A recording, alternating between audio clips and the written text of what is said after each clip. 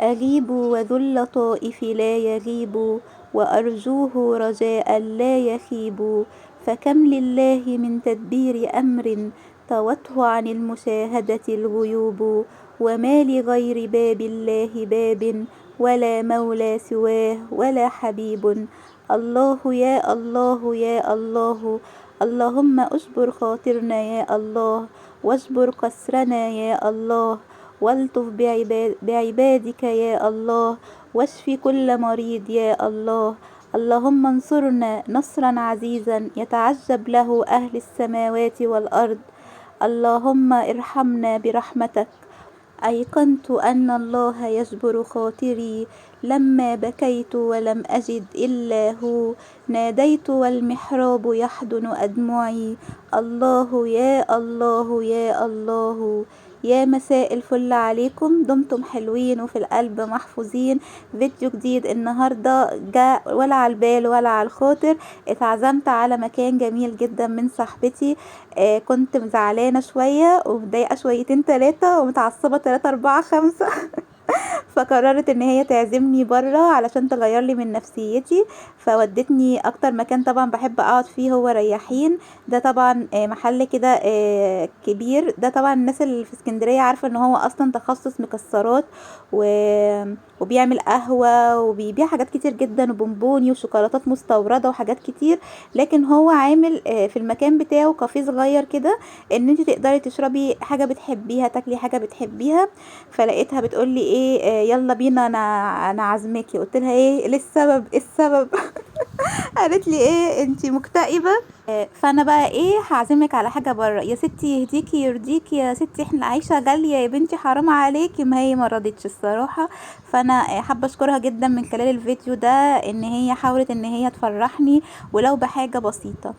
عارفين يا جماعة، عايزة اقول لكم على حاجة، ان دايما الناس اللي بنكون منتظرين منها ان هي تعمل معانا ده، للأسف مش هي اللي بتعمل معانا ده. ومش بيكونوا موجودين وقت حزننا ولا وقت وجعنا ولا وقت ألمنا ولا الوقت اللي احنا بنبقى محتاجينهم فيه. فالعشم بتاعنا بيكون دايما في اماكن، يعني مش هقول لكم غلط، بس احنا بنبقى معليين قوي سقف توقعاتنا في الناس، او نبقى متصورين ان هم هيعملوا معانا زي ما احنا بنعمل معاهم. وتفاجأ ان اللي بيعمل معاك المواقف دي ناس ولا كانت على البال ولا على الخاطر، ولا كنت ممكن تتصور ولا تتخيل ان هم يفكروا يفرحوك او يسعدوك. ففعلا يا جماعة، الناس او حب الناس ده نعمة كبيرة جدا. مش شرط اللي انت تحبهم هم اللي يحبوك، او اللي انت تقدم لهم السعادة والمشاعر والحنان والحب يكونوا هم اللي بيبادروك نفس الاحاسيس دي.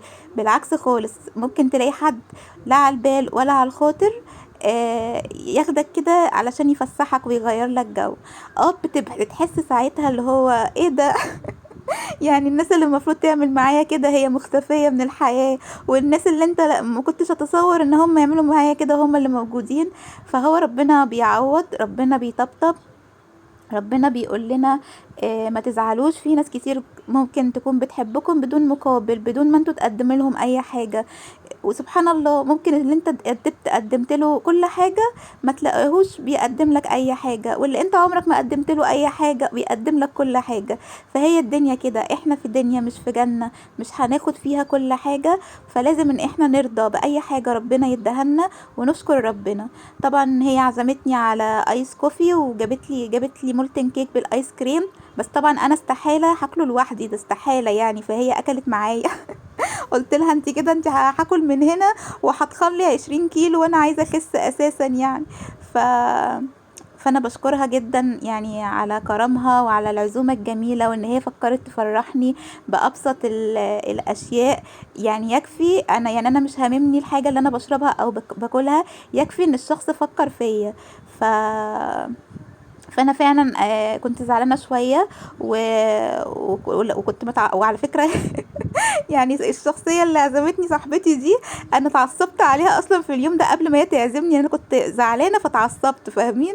فلقيتها بتقول لي انا عازمك. قلت لها يا بنتي مش لسه متعصبه عليكي؟ قالت لي دي ما انت متعصبه عشان انت متضايقه، فانا هغير نفسيتك بقى فبجد غيرت لي نفسيتي، والمكان بتاع رياحين ده حلو جدا جدا جدا. روحوا اقعدوا فيه هيعجبكم جدا. وهنا بقى ايه، ركبنا بقى وهنروح عشان ايه اعمل الغدا بقى عشان اتغدى، ان الوقت كان اتاخر وكده وكنت جوعت بصراحه. فطبعا روحت بقى ايه، لقيت بطاطستين ولقيت كده شويه صدق ومش عارف ايه. فقلت حبيت بقى اشارككم الفيديو، علشان تعرفوا ان يعني ان الانسان فعلا مش بياخد كل حاجة في الحياة، وان فعلا في حاجات كده احنا ما ينفعش نطلبها. الاهتمام ما ينفعش يتطلب، السعادة ما ينفعش تتطلب، في حاجات ما ينفعش تطلبيها. واللي اكتشفته للأسف ان احنا الناس اللي بنقدم لها طول الوقت طول الوقت طول الوقت هي اكتر ناس ما بتكونش موجودة لما احنا بنحتاجها. وانا مش عارفة ايه السبب. يعني لما انت تكوني موجودة طول الوقت في حياة حد، يعني تقريبا ايدي صوابعك العشرة شمع، كنت بتيجي على نفسك عشان اي حد، بتيجي على صحتك، بتيجي على كل حاجة. ولما انت تبقي محتاجة الناس دي حواليكي وجنبك وكده مش بتلاقيهم. مش بشوف اي مبرر ولا اي عذر ان انسان ما يكونش موجود في حياة انسان مهما كانت الظروف. طالما انا مهما كانت الظروف كنت متاحة وموجودة، يبقى لازم مهما كانت الظروف تكونوا انتوا كمان متاحين وموجودين. لان احنا موجودين في حياة بعض عشان نهون على بعض، علشان نكون سبب لسعادة بعض، عشان نطبطب على بعض. ما ينفعش اجي اقول لك اصل انا متضايقه، اصل انا تعبانه، اصل انا عندي ظروف فعشان كده ما بسالش عليك. ما انا كمان تعبانه وعندي ظروف ومتضايقه بس بسال. فما فيش اي مبرر او حاجه تمنع شخص انه يسال على شخص، او يفرح شخص، او يود شخص، او يزور شخص، او يروح يبسط شخص. ده رايي الشخصي.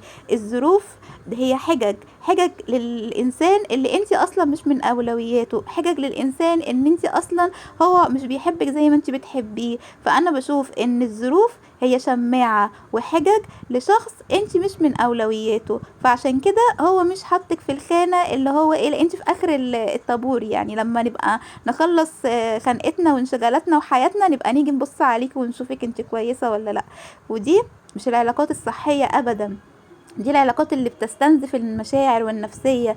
ان انت طول الوقت تكوني بتستنزفي مشاعر الشخص اللي قدامك، بتاخدي كل المشاعر اللي جواه من حب وحنان وعطاء وكده ولما هو يطلب ده مش بيلاقيه، فانت استنزفتي مشاعره كويسه وما اديتلوش حاجه مكان المشاعر دي.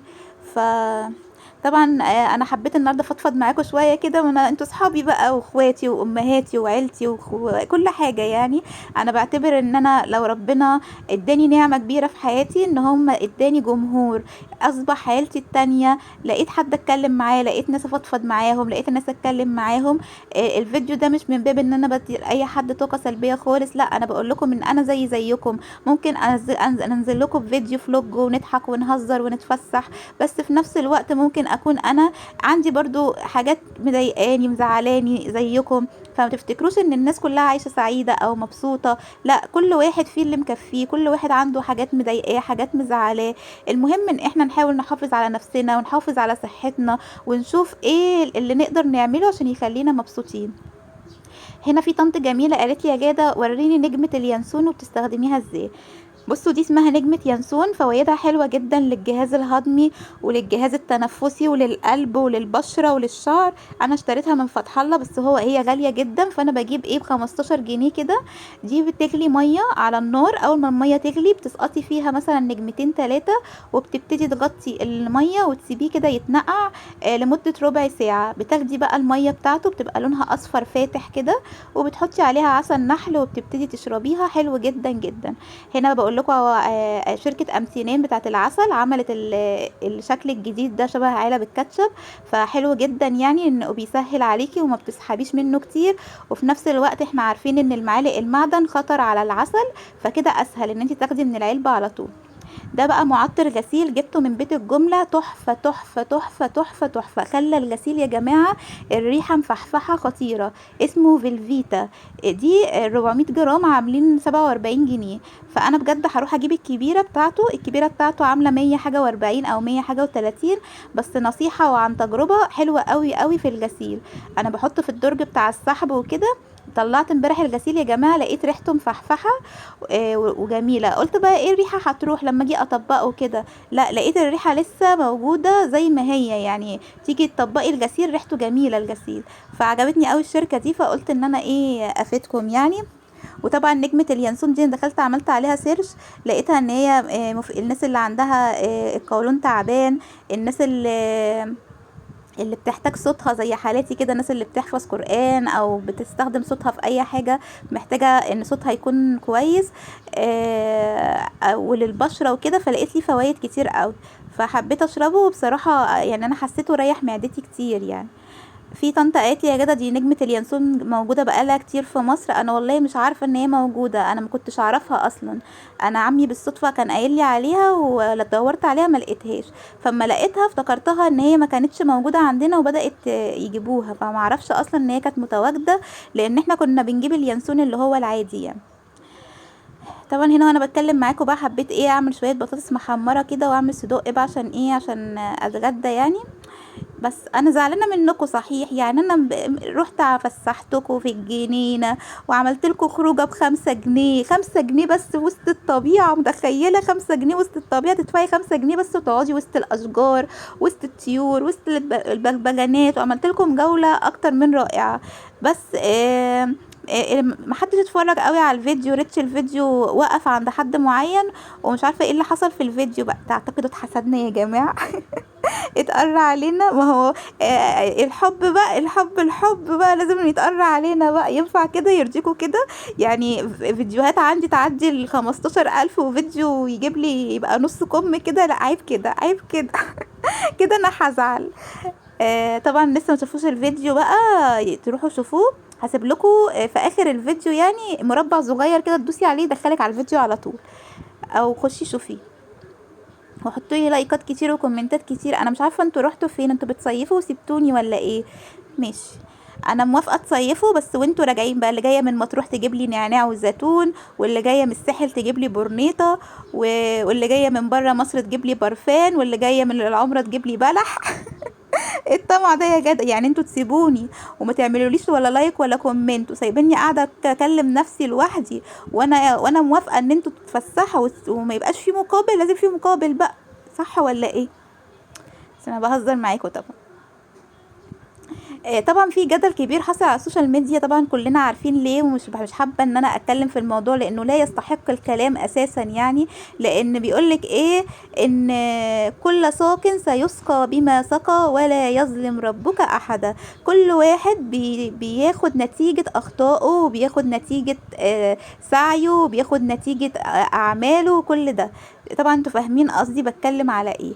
ف طول ما انتي ماشية صح، وماشية بمبادئك واخلاقك، ماشية بقيمك، ماشية بالدين وبالشرع وبكل حاجة، ما تخافيش.